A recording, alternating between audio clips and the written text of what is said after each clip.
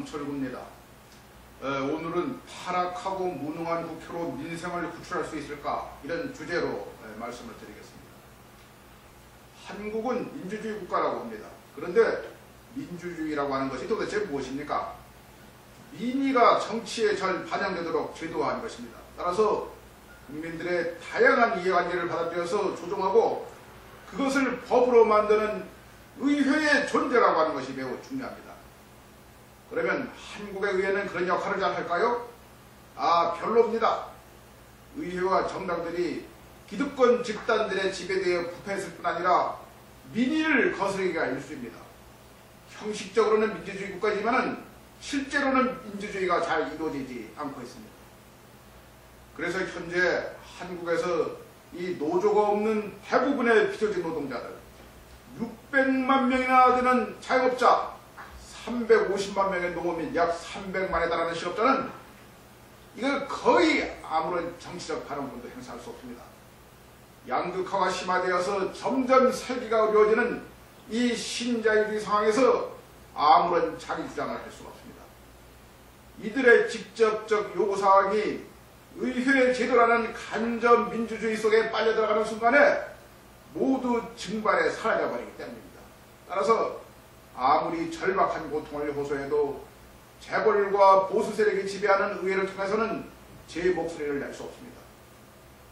최근에 페이스북이나 트위터 같은 대중적 매체들이 등장하면서 직접 민주주의에 대한 요구가 점점 커지고 있는 것은 이 때문입니다. 보수 세력이 지배하고 있는 형식적인 의회 제도를 통해서는 진정으로 국민이 주인이 되는 민주주의 질서를 세울 수 없기 때문입니다. 그러면 현 상태에서 한국 사회의 구조적 개혁은 불가능할까요? 그렇지는 않습니다. 국민의 직접적인 목소리가 정치에 반영될 수 있도록 우리의 정치 제도를 바꾸면 됩니다.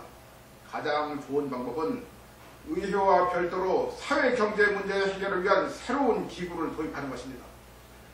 노동과 자본 외에 국가도 참여하는 지속적인 협의체를 구성해서 가장 중요한 경제 사회 문제들을 해결하는 것입니다. 이것은 이런 제도를 받아들이고 있는 네덜란드나 덴마크, 노르웨이 같은 유럽 여러 나라에서 사회경제평의회의 또는 경제사회협의회라고 부르는 기관으로서 사회 경제 문제에 관한 그야말로 국가 최고의 의사결정기구입니다. 여기서는 고용, 임금, 각종 노동 문제뿐 아니라 세금, 사회복지, 주택 문제 등 대부분의 사회 경제적인 문제들을 총괄적으로 협의하여 결정합니다. 그리고 거기에서 결정된 사항은 거의 그대로 법으로 만들어집니다. 여기서의 결정이 민주적으로 쌍방간 협의에 의해서 이루어지고 의회가 그것을 존중하기 때문입니다. 한국에서도 이미 1998년에 노사정위원회를 만들었는데 그것이 바로 그것을 본뜬 것입니다. 그러나 별 역할을 하지는 못했습니다. 그건 우리 노사정위원회가 자문기구에 불과하기 때문입니다. 결정을 해봤자 법으로 만들 수가 없습니다. 따라서 이제 노사정위원회를 하층 경제사회국가최고위원회 같은 기구로 개편해서 국민들의 직접적인 요구사항을 국정에 반영하도록 하면은 이 간접민주제도의 결함을 보완할 수 있을 것입니다. 그러면 다음 문제는 경제사회국가최고위원회의 구성과 의결을 어떤 방식으로 할 것인가입니다. 물론 여기에는 한국의 사정이 고려되어야 합니다. 그래서 자본가 국가 외에 노동대표에는 노조뿐 아니라 비조직된 노동자들이나 농민, 자영업자, 실업자, 노인 대표들도 참석할 수 있게 해야 할 것입니다. 말하자면 국민 대표입니다. 그래서 이 사람들이 자신들의 이해관계를 적극적으로 반영할 수 있도록 구성해야 할 것입니다. 각 이해집단의 대표들은 직장이나 지역에서의 투표를 통해서 민주적으로 뽑을 수 있을 것입니다. 비정규직에 한해 말하자면 각 사업장 단위의 대표들이 각 지역 단위의 대표들을 선출하고 이들이 최고위원회 대표를 선출할 수 있을 것입니다.